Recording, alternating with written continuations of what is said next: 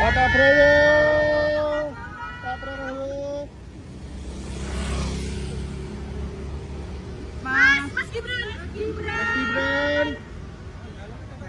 Assalamualaikum warahmatullahi wabarakatuh. Pemirsa, tengah malam atau dini hari ya, Wowo ke Solo. Ya, dikawal, mobilnya putih semua pemirsa ya, dengan begitu banyak orang dan suasana jalan yang sudah sepi.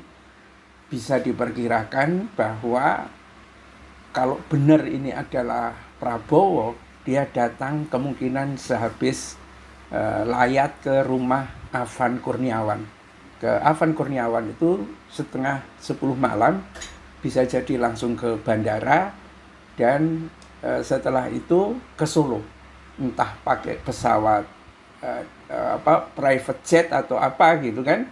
Kelihatannya kalau kita lihat dari postingan di X ini ya, sekitar jam 4 pagi, kemungkinan dia datang di Solo itu ya mungkin jam 2 apa jam berapa ya kan, sampai dari Adi Sumarno ke tempatnya Jokowi, dan akhirnya diunggah sekitar jam 4 pagi ya. Apa ke Solo ngapain ya kan? Bisa jadi memang semua yang menjadi masalah ini kan karena mungkin Prabowo juga masih mendefinisikan dirinya itu bagian dari geng Solo ya. Tidak bisa tidak, karena memang belum ada perubahan sama sekali yang terjadi. Jadi kasus misalnya ditangkapnya Noel itu malahan yang berkembang pemirsa, itu bukan pembalasan dari Prabowo ke Jokowi, malah lebih merupakan perintah Jokowi supaya nangkap itu Noel karena dianggap sudah agak balelo atau bagaimana gitu ya. Jadi ketika orang-orang mulai tidak setia kepada Jokowi ya, polanya adalah jebloskan semua ke penjara ya, termasuk ya itu kan pola yang sama, gaya-gaya kepemimpinan NPD kan seperti ini. Jadi kesetiaan kepada dirinya, kalau enggak dihancurkan. Anaknya seperti itu akan dihancurkan juga, dan mungkin dirinya yang akan menderita batin. Tidak pernah bahagia orang yang kayak gini. Nah ini menunjukkan bahwa Prabowo itu masih setia, tetapi takut dengan situasi yang saat ini ada. Itu kalau kita bisa melihat dan memastikan rombongan mobil begitu banyak, mewah-mewah, dan itu mobil kebanggaan Prabowo dikawal seperti itu dan warnanya putih semua.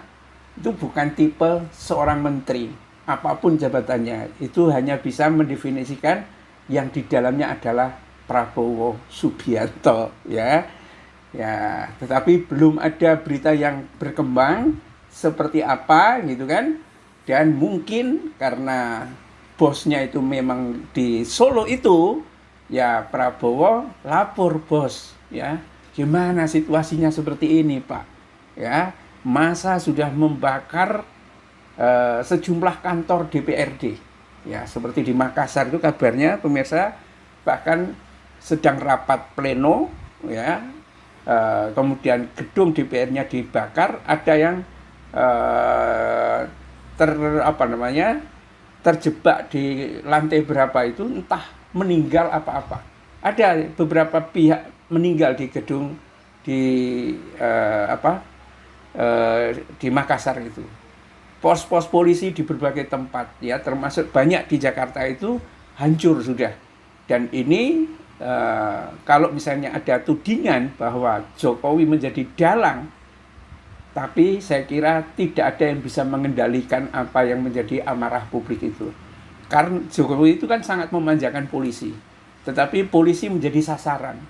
Kalau yang menjadi sasaran itu hanya gedung DPR saja, mungkin kita bisa menilai bahwa Jokowi benar-benar mengendalikan di belakang ini. Tapi kalau yang jadi sasaran ternyata adalah polisi di berbagai tempat, termasuk di Yogyakarta, di Solo, dan di berbagai tempat yang lain, ini tidak bisa terkendali. Ya, mungkin geng Solo termasuk Prabowo bisa jadi ya tidak mampu mengendalikan. Apalagi dalam situasi sulit sudah terjadi penjarahan di mana-mana, di berbagai tempat lah.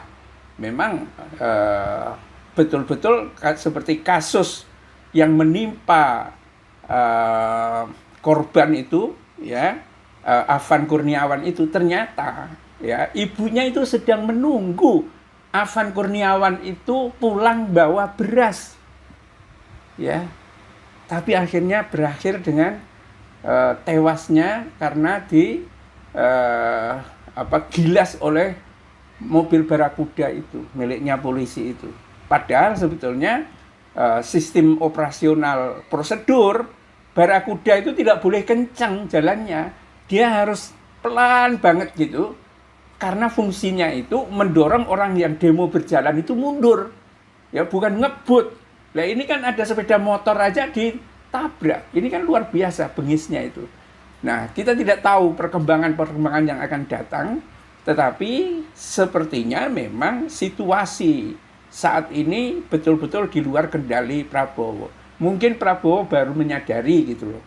Selama ini laporan-laporan dari anak buahnya itu hanya menghiburnya. Ya memang orang tua mungkin tidak membaca berita, tidak membaca ini. Dia bilang kalau dia pidato berapi-api itu mungkin ada yang dengar gitu kan. Tapi kan tidak ada yang dengar. Siapa yang mendengarkan?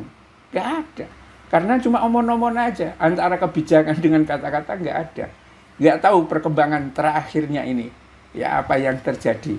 Ya, kalau rakyat sudah tidak bisa dikendalikan, situasi sudah sulit ini, bahkan ya kepakan sayap kupu-kupu saja, itu bisa mendorong adanya badai kebakaran yang luar biasa. Ya, apalagi ini yang memicu terjadinya demonstrasi besar ini adalah kematian tragis yang dialami oleh pengemudi ojol oleh ganasnya polisi yang sudah terkenal di mana-mana. Billahi taufiq wal hidayah. Assalamualaikum warahmatullahi wabarakatuh.